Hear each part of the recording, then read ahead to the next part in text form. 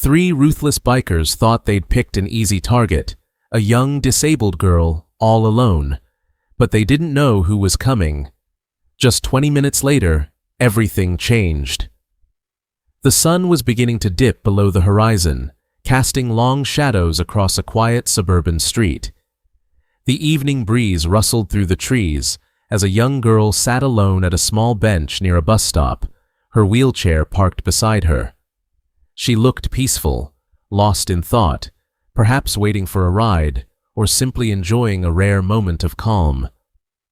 The silence was broken abruptly by the roar of motorcycle engines, 3 of them, echoing down the street.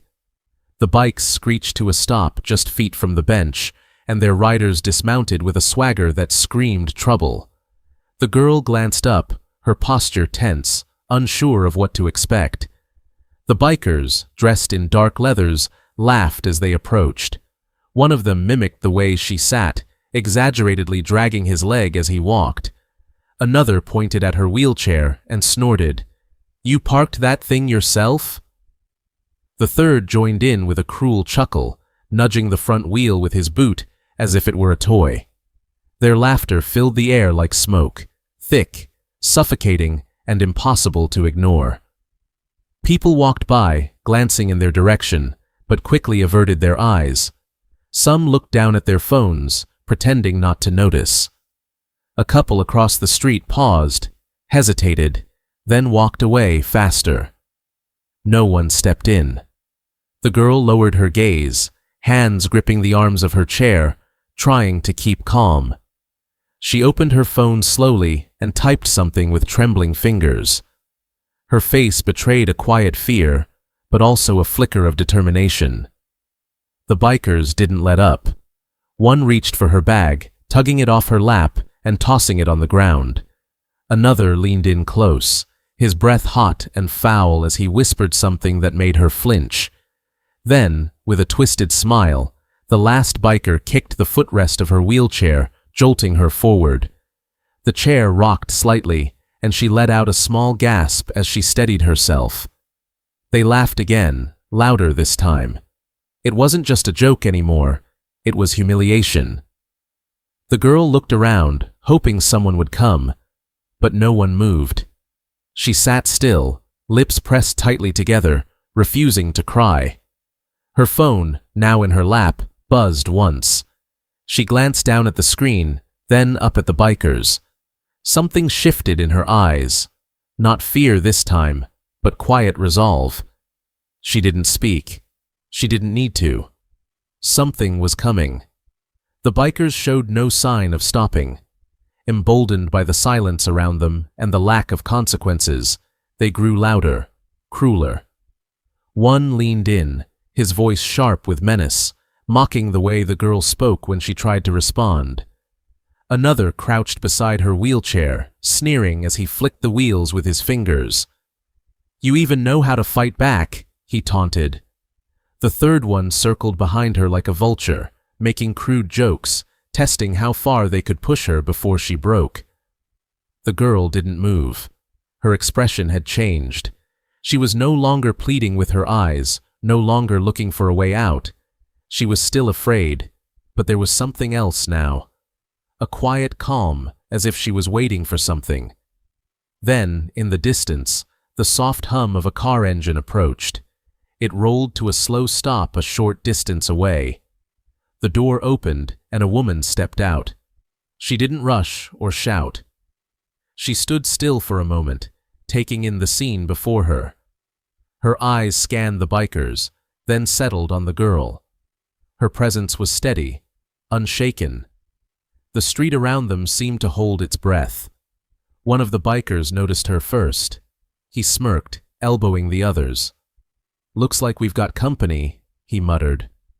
The others turned to see her standing there, arms at her sides, face unreadable. They laughed. One waved a mocking hand. "Hey lady, you lost or something?" Another added, "You sure you want to get in the middle of this? Might get your pretty little self hurt." Their tone was playful, but underneath it, a sliver of unease began to grow. She didn't respond. She just walked forward, each step deliberate, unfazed.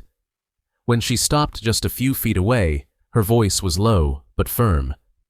"That's enough," she said. The laughter faltered. One biker scoffed, "Who do you think you are? You gonna save her?" Another added something ugly, laced with a racial slur. She didn't flinch. Her eyes didn't move. She looked at them the way a storm watches the shore, silent, certain, unstoppable. The bikers shifted uncomfortably, unsure why they suddenly felt smaller. The street was still the same, the people still watching from a distance, but something fundamental had changed. The power in the air had shifted, and for the first time since they arrived, the bullies weren't sure they were in control anymore. The bikers circled the girl like predators, their words sharper now, their tone edged with something darker. One of them leaned close, his face inches from hers, spitting insults meant to cut deeper than any blade. "You think someone's coming to save you?" he growled. Another snatched her phone from her lap and waved it mockingly before tossing it to the ground. She didn't flinch. Her breathing had steadied. Her hands, once trembling, now rested calmly on the arms of her chair. There was a shift in her gaze, no longer searching for help, but focused, steady, like she knew something they didn't. The third biker, emboldened by the silence, kicked at her wheelchair again, laughing as the metal clanged against the pavement. The passers-by still watched from afar, paralyzed by fear or indifference. Then, as if summoned by the tension itself, a car eased onto the street and rolled to a stop nearby. The engine went quiet, and for a moment, the bikers didn't even notice. But the girl did. She looked up, just slightly, as the driver's door opened. A woman stepped out, her movements smooth and unhurried. She didn't charge in. She didn't shout. She simply stood beside her car, eyes locked on the scene before her, unmoving. Her posture was relaxed, almost casual, but her presence cracked through the moment like thunder in a still sky. One of the bikers turned, catching sight of her. He let out a loud, mocking whistle. "Well, look who's here," he jeered. "You lost, sweetheart?" The others turned too, sizing her up. "Careful," another added, laughing. "She might call the cops, or worse, her boyfriend." They laughed together, loud and cruel, expecting her to recoil or retreat. But she didn't. She started walking toward them, slow and deliberate. Her footsteps echoed faintly against the pavement, calm as a heartbeat. The closer she got, the quieter they became. When she stopped just a few feet away, she looked directly at the one who had spoken first. "Leave her alone," she said quietly. No anger, no panic, just simple, unwavering command. The bikers glanced at one another, confused by the calm in her voice. One of them cracked a crude joke laced with something racial. Still, she didn't blink. She didn't respond. Her stare didn't waver. It was the kind of silence that made men shift on their feet. No threats, no raised voice, just presence. And in that moment, they felt it. The air changing, the weight of someone not afraid. The silence that followed her words was heavy. The bikers, once loud and smug, stood motionless. One of them shifted his weight, casting a nervous glance at the others. The woman didn't move. Her eyes held them where they stood, like a mirror showing them exactly what they were. Whatever fire they had arrived with was gone now, smothered by something they couldn't name. Finally, with a frustrated grunt, the first biker turned away. "This ain't worth it," he muttered. The others hesitated, then followed, their bravado drained, their swagger broken. Engines revved as they climbed back onto their bikes, but the sound no longer felt threatening. It was the sound of retreat. Within moments, they were gone, swallowed by the street they came in on. Slowly, the woman turned toward the girl. Her expression softened. She knelt beside the wheelchair and gently picked up the bag that had been tossed aside. She placed it back in the girl's lap, brushing off the dirt without a word. Then she checked the chair, adjusting the footrest and making sure it was steady. The girl looked at her, eyes wide with quiet gratitude.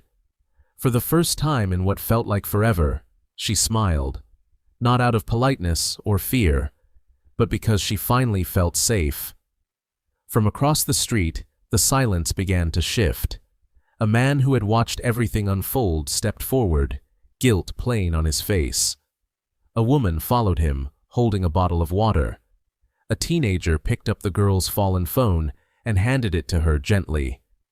One by one, people came closer, unsure of what to say, but trying in their own small ways to make it right. The girl accepted their help with quiet grace. The woman, however, didn't linger. She stood, gave the girl a small nod, and turned back toward her car. There was no speech, no grand farewell. She opened the door, slid into the driver's seat, and started the engine. The girl watched her go, still holding that smile, something in her chest lighter than before. As the car pulled away and disappeared down the street, the girl sat a little taller. Her hands gripped the arms of her chair, not out of fear, but strength. The street was quiet again, but the quiet felt different now. Not empty, not tense, just peaceful, the way it should have been. And though the woman was gone, the moment she left behind stayed, like a soft echo in the wind.